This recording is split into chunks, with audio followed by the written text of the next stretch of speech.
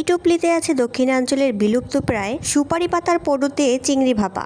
এখনও বুঝতে পারেননি? এই যে সুপারি গাছের পাতাটা, তার গোড়ার যে অংশটা থাকে সেখান থেকে মোটা ছালগুলো ছাড়িয়ে নিয়ে এরকম পেপারের মতো অংশটা বের করে নিতে হবে খুব সাবধানতার সাথে, ছিঁড়ে না যায়। আমাদের আঞ্চলিক ভাষায় এটার নামই আমরা পডু বলে থাকি। এই সুপারি পাতার পডুতেই আজকে মায়ের হাতে দুর্দান্ত স্বাদের চিংড়ি ভাপা করা হবে।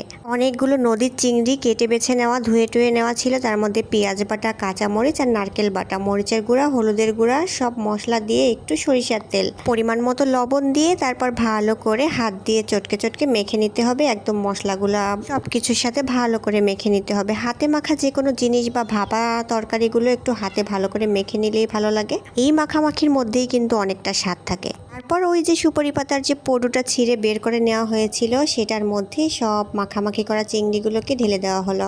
এখন এটাকে ভালো করে প্যাকেটিং করার পালা। মানে যেহেতু এটা ভাপে দেওয়া হবে, কোনো ছিদ্র না থাকে, কোনো ফাঁক ফোকর না থাকে, সেই জন্য ভালোভাবে এটাকে আটকে দিতে হবে চারিপাশ থেকে পেপারের মতো যে পডুটা আছে সেটাকে নিয়ে একদম কোনো ছিদ্র টিদ্র না থাকে এভাবে বেঁধে নিতে হবে। প্রথমে আমরা ওই যে পডুর যে অংশগুলো আছে সেটা দিয়েই বাঁধার চেষ্টা করছিলাম, পরে দেখি সেটা ছিঁড়ে যায়।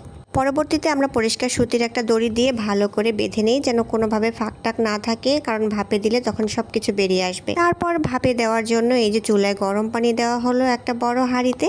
পানিটা ফুটে ওঠার জন্য অপেক্ষা করছি। পানিটা যখন ফুটে উঠেছে তারপরে এই যে টোপলাটাকে দিয়ে দিলাম পানির মধ্যে। তারপরে ঢাকনা দিয়ে দেওয়া হলো, ভালো মতো সিদ্ধ হতে থাক। তারপরে ঢাকনা দিয়ে জাল করা হয়েছে প্রায় 30-40 মিনিটের মতো।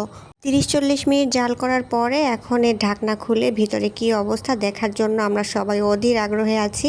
তারপর গরম গরম চুলা থেকে এই পডুকে তোলার পালা। হাত দিতে গিয়ে মনে হচ্ছে অনেক বেশি গরম, হাত দিতে পারছিলাম না, তারপরেও সাহস করে তুলে নিলাম। একদম ফুটন্ত পানির মধ্যে ছিল, খুব বেশি গরম ছিল, কিন্তু এইদিকে ধৈর্যও কুলাচ্ছিল না, তাই তাড়াতাড়ি খোলার জন্য আমরা ব্যাধিব্যস্ত হয়ে গেছি সবাই।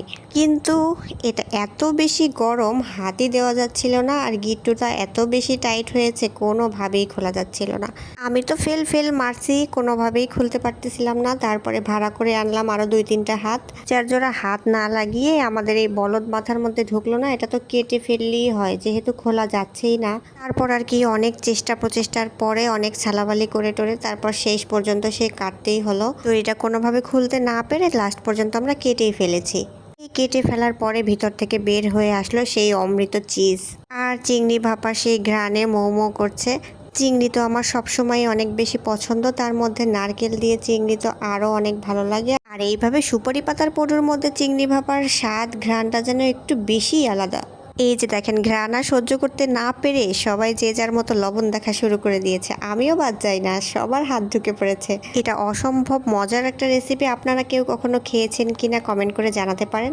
আমার মনে হয় অনেকের কাছে এটা নতুন একটা রেসিপি, অনেকেই এই রেসিপি কখনোই খাননি। আর যদি খেয়ে থাকেন তাহলে আমাকে একটু কমেন্ট করে জানাবেন তো কোন অঞ্চলে এইরকম করে খায়। তো আজকের ভিডিওটা এই পর্যন্তই ছিল। কার কাছে ভিডিওটা কেমন লেগেছে কমেন্ট করে জানাতে পারেন। সবাই ভালো থাকবেন, টাটা, আল্লাহ হাফেজ।